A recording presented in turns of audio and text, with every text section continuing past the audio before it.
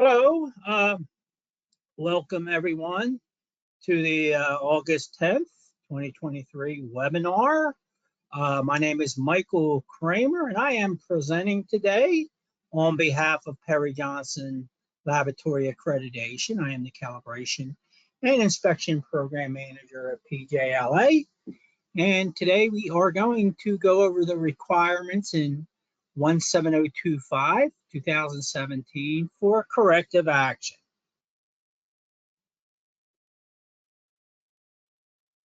So as always, this webinar is being recorded.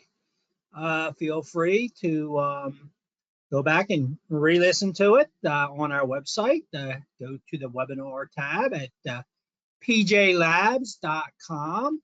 You can also obtain the individual slides if you like to utilize them. Feel free. Currently, hopefully everyone can hear me.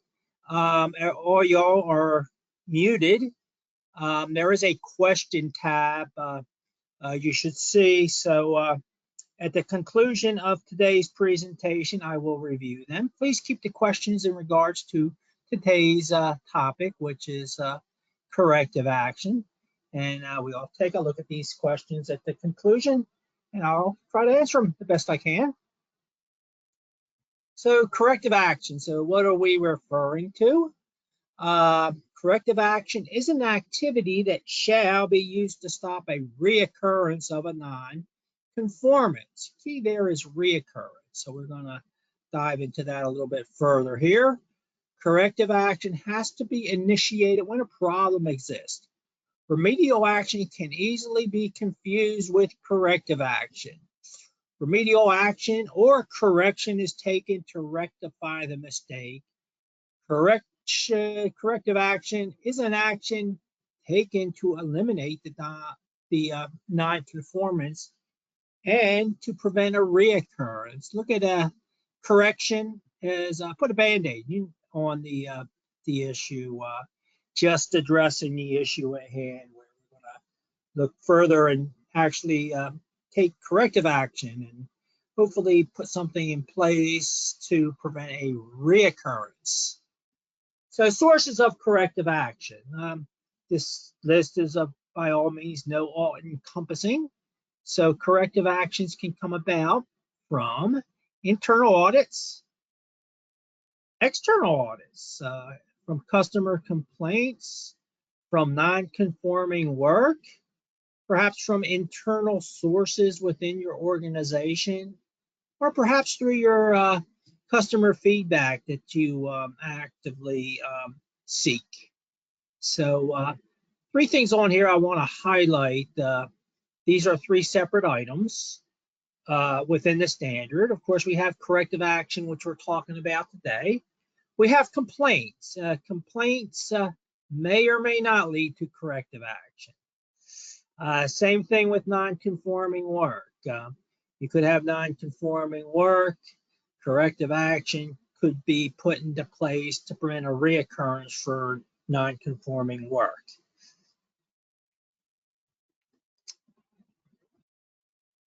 So looking at the actual requirements within the standards, 871, when a nonconformity occurs, a laboratory shall react to the nonconformity as applicable, take actions to control it, and address the consequences. So this is pretty much correcting it.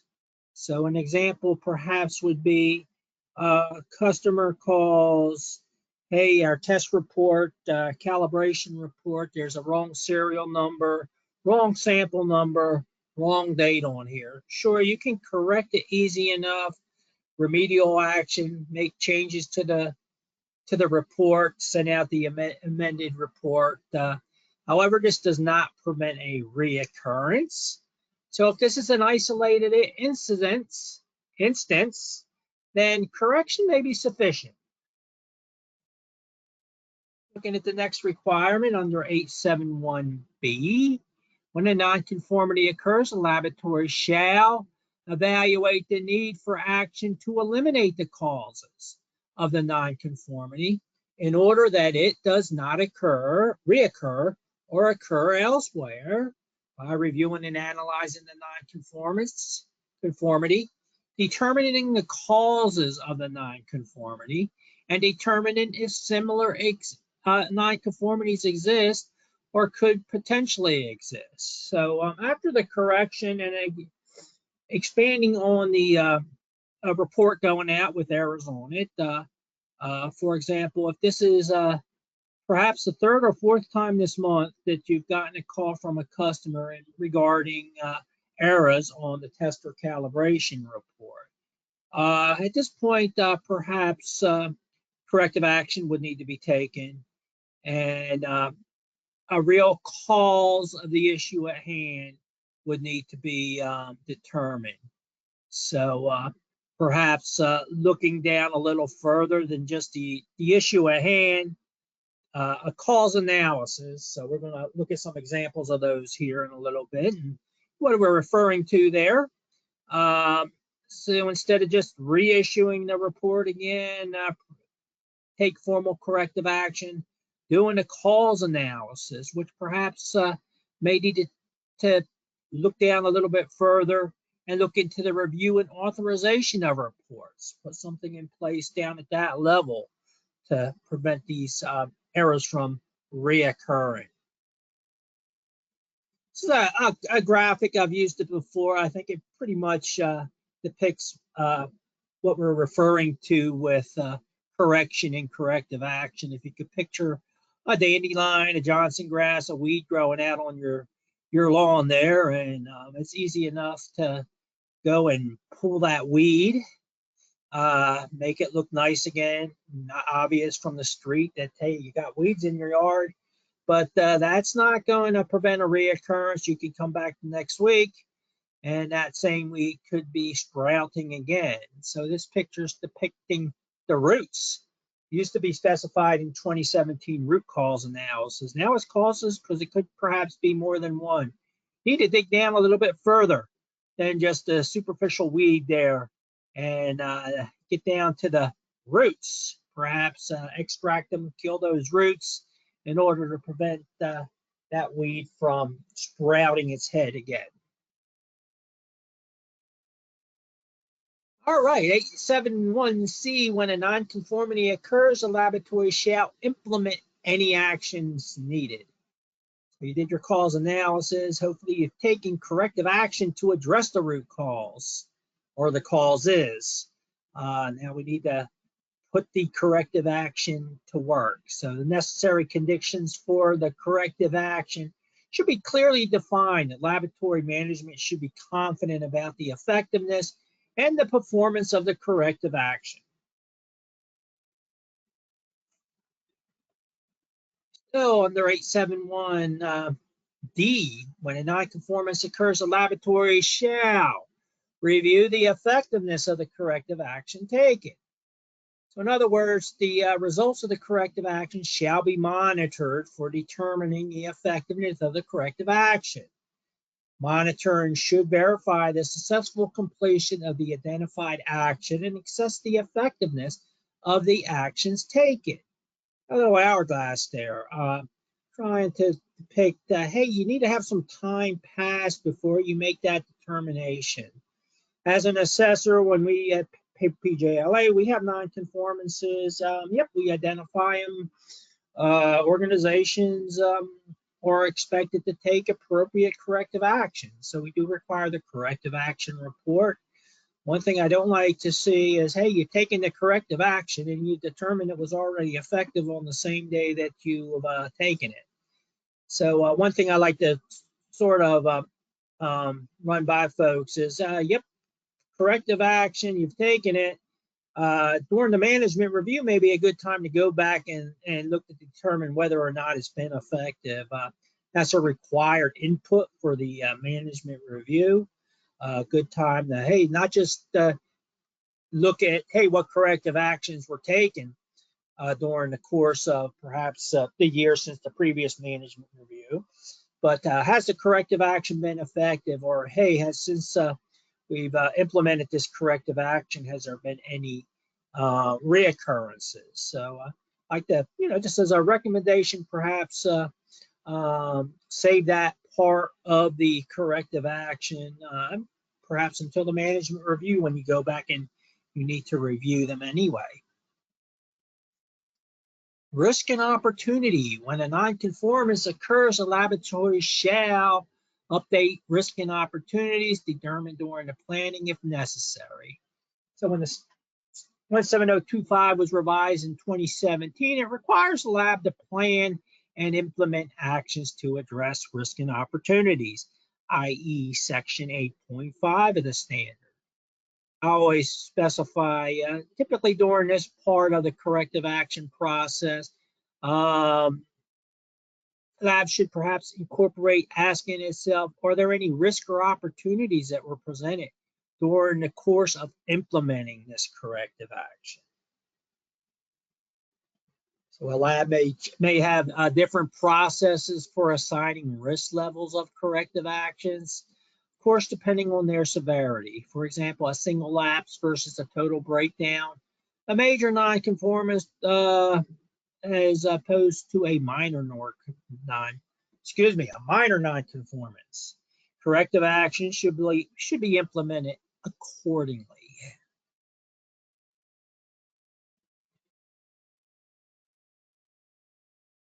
Still under 871. F. When a nonconformity occurs, the laboratory shall make changes to the management system if necessary. So this is your ISO IEC 17025 2017 compliant quality management system. Perhaps corrective action would have been implemented that may prompt an update of a procedure. Perhaps a form for creating a record was established as corrective action. You need to look at your quality management system, see if it needs to be addressed anywhere in there or referenced within your existing quality management system.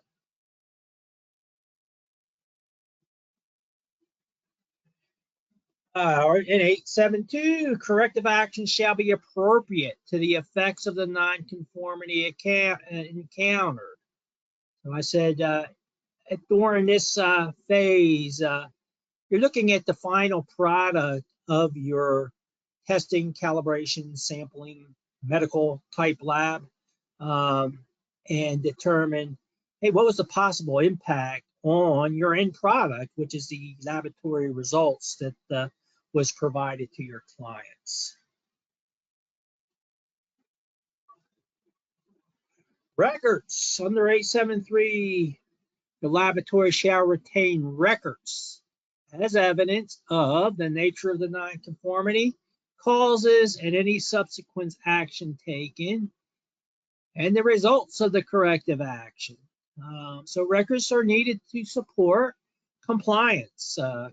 They should support that a nonconformist was identified, cause analysis completed. Potential corrective actions may be recorded and identified, selected and implemented, and then of course that the corrective action was monitored and hopefully determined to be effective. All right, that's it as far as the requirements within the standard. Just want to look a little bit more, which I think is the most important process in the corrective action protocol that 17025 establishes, and that's determining the cause analysis. This is something that, hey, there's multiple methods. You can Google root cause analysis methods, and you'll be amazed how much you would pop up on your screen as far as documentation, references. We're going to look at a few examples here. However, a root cause or cause analysis is specified now in the 2017 standards, should be performed as soon as possible after the error or variance occurred. Otherwise, important details may be missed. All of the personnel involved in the lab error should be involved in the analysis. Without all parties present, discussion may lead to fictionalization or speculation that will dilute the facts. One that may be implemented as a cause analysis tool or root cause would be the fishbone or Isagawa or cause and effect diagram. So this will group causes into categories that may include things like people, measurement, methods, material, environments, and machines. The fishbone diagram forces you to consider all possible causes of a problem instead of focusing on the most obvious one. Here, causes are grouped into several categories to easily identify the correct sources of the variation. So here you can establish, you can eliminate some of these groups. Perhaps you can expand and find more than one cause to the nonconformity. Categories are very broad and may include things like people or environment. After grouping the categories, we break down into smaller groups. For example, under people, perhaps we might look at considering potential root cause factors like leadership, staffing, or training. As we dig deeper into causes and sub-causes, questioning each branch, we get closer to the sources of the issue. We can use this method to eliminate unrelated categories and identify correlated factors and likely root causes. For the sake of simplicity, carefully consider the categories before creating a diagram. Another method is simple brainstorming. So this should have a facilitator. The person facilitating the brainstorming session should have two rules. First, to assure that the steps are properly executed. And second, assure that this discussion stays on topic in regards to finding the root cause of the problem you are trying to solve. In addition to all the great ideas you can get from brainstorming session, this is true, it can also benefit you with regards to company politics. This is the case because if individuals are involved in the brainstorming session, they'll be more likely to support the resulting action items because they were involved in the process that created the solution.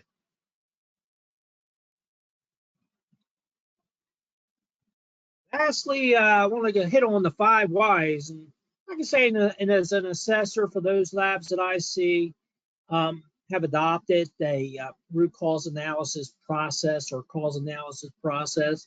This is probably the most popular one, speaking on my behalf that I see. It's called the 5 whys. So sometimes you can think of this as the annoying toddler approach. You answer a question, why? So for every answer to a why question, it'll be followed up with an additional deeper, okay, but why question. If we look back at that root, sort of digging down from that weed, getting down to the bottom roots there. So 5 isn't an arbitrary number. The theory is that after asking why 5 times, you will arrive at the root cause. The root cause has been identified when asking why doesn't provide any more useful information. So here's an example. We have an issue here. Material was not reached on time. One actually goes 60. So if you can follow along with me, why material was not reached on time? Answer, because it was dispatched too late. Why was the material dispatched too late? Material was not ready on time. Why was material not ready on time? Material specifications reached late. Why specifications was released late? Material specification was not sent with purchase order. Why specification was not sent with purchase order? Purchase person missed to send it together. Why the person was missed to send it together? Hey, you were down 6 deep. A gap found in the induction process of the new employee. So hopefully we can nip it in the bud there and address it there after our 6 why. take corrective action to prevent this issue from reoccurring. Another one here, an employee fell and was injured during the first shift startup. Why? There was an oil spill on the floor to the machining department. Okay, we could stop there. We could mop it up. We corrected the issue at hand. So, hey, of course, we're going to correct that. But we don't want this to happen again. So we're going to ask why. A seal in the machine 2 deteriorated and began cracking and leaked oil. Why? The seal material was not robust to the application. Why not? Lower cost seals purchased from a new supplier. Why? Seal material was not specified in service manuals, so low cost seals were issued. So we can ask why again, but I think we just answered it right there. So under here, hey, we need to set some specifications for these seals when we order them. We need to obviously replace the ones we have and be specific with the ordering, not just the lowest cost. Why? Because we want to prevent an issue like an employee falling and injuring themselves again. All right, that will conclude today's webinar. Bear with me one moment. So I'll give it some time here, but if anything regarding today's topic, if you have any questions, feel free to type them in your box.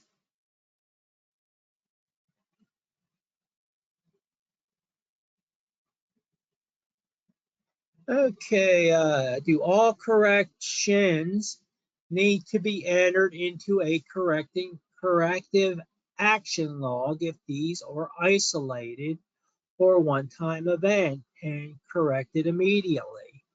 If you have implemented a corrective action log, I would recommend that you include it in the corrective action log and show that it was corrected. Reason being, sort of like the example I gave with the report. Yep, you can correct it. If it happened again, you can go back to the corrective action log and you can see, hey, we corrected this once before. Might prompt you for taking formal corrective action. So I would recommend, if you have established a corrective action log, to include the corrections as well to detect any trends just in case you need to implement corrective action.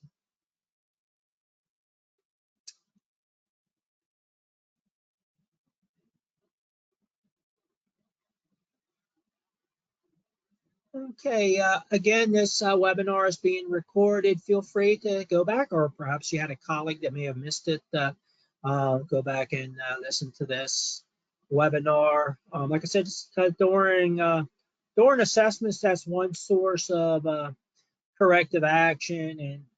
And excuse me,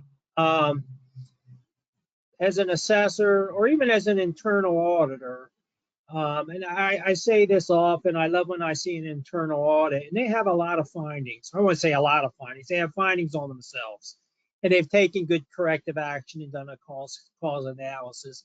Makes everybody's job a lot easier, including the assessor, including your organization, from having the non-conforming work repeat itself. So try to take it to heart that, you know, when you have corrective action, if it comes from a PJLA assessment or a customer complaint, heck, you don't want it to reoccur.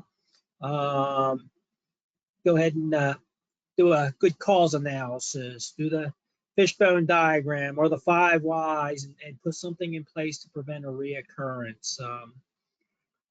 Not just because, you know, the standard requires it, but it benefits all parties involved, including, you know, maybe your clients. Whereas a non-conformance will adversely affect the laboratory results.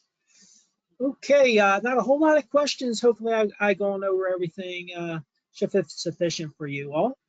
Want to thank everybody for joining us this morning. Feel free to visit the PJLA website for future webinars. and maybe if you're on our mailing list, email notifications for upcoming webinars. Enjoy the rest of your day. Again, thank you for joining us.